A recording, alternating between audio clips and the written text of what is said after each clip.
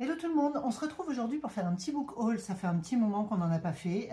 Il est temps de rattraper notre retard, c'est parti. On commence avec Johanna Gustafsson, bloc 46.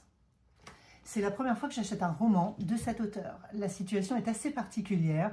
J'étais dans le courant de la semaine dans une librairie proche de chez moi et une dame m'interpelle et elle me dit « Oh, je suis trop contente de vous rencontrer » et c'est quelqu'un qui me suit sur le BookTok.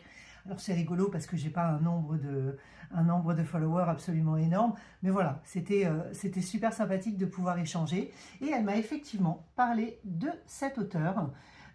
Du coup, il fallait absolument que je lui fasse honneur et que je le découvre. Donc c'est chose faite et je vous en parle très bientôt. Je n'avais rien lu d'autre de Joël Dicker que l'affaire Harry Kéber.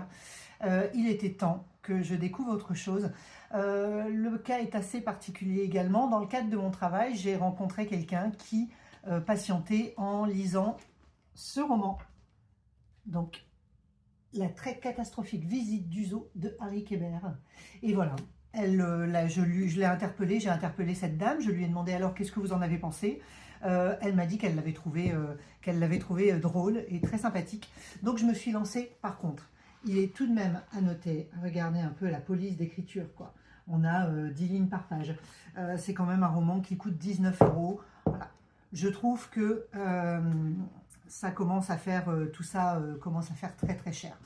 J'ai craqué sur ce livre, le livre des passages, qui mêle roman, mystère, magie à travers les siècles. Un incroyable plaisir de lecture.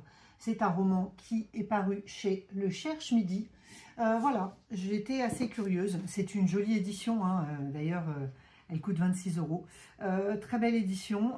Voilà, je n'ai pas cherché plus que ça à avoir des infos sur la blogosphère et sur les réseaux. Je me suis dit, je vais voir ça par moi-même. Je vous en parle bientôt.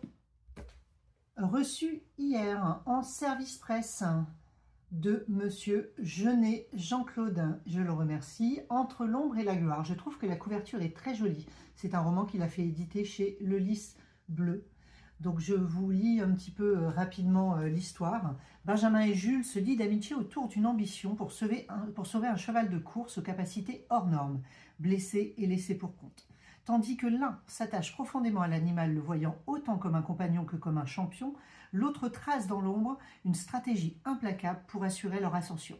Dans l'effervescence des compétitions et l'ivresse des victoires, les tensions grandissent, les ambitions s'affrontent et les non-dits s'accumulent.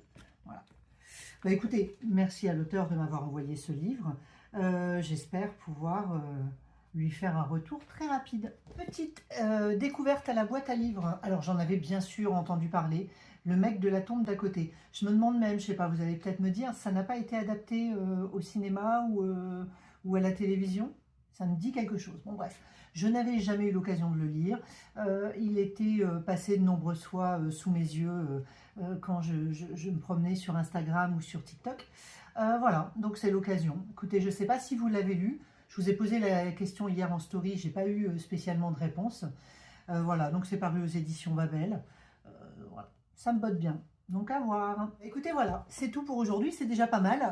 Peut-être qu'il y a d'autres choses qui vont arriver dans les jours qui viennent. Ce sera l'occasion de faire un autre book haul. Allez, à bientôt. Bye.